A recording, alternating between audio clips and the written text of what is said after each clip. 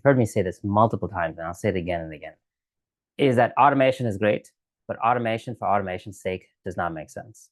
There has to be an impact or an output where there's a value. And whenever we think about value, the two things that keep to our mind is time saved or velocity improved. But those are not the only value dimensions that you should consider.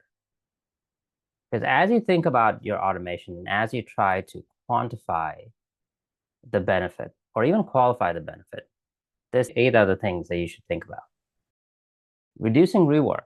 Every time you improve quality, if you improve the quality of your PRD, if you include the quality of the requirements that you shared or of the market research, whatever you're doing, there's an impact to reducing rework.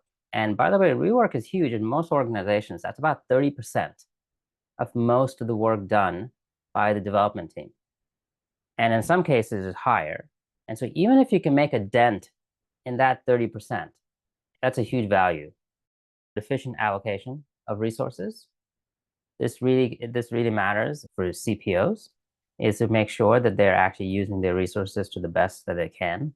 So instead of spending 30% or more on tedious tasks, in some organizations, over 80% of the time is done on tedious tasks.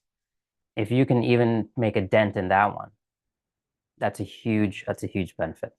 To give you some data, if you just had a team of 20 PMs and all you did was save 10 hours per month, very conservative, by the way, that's like adding 2 additional PMs in the team.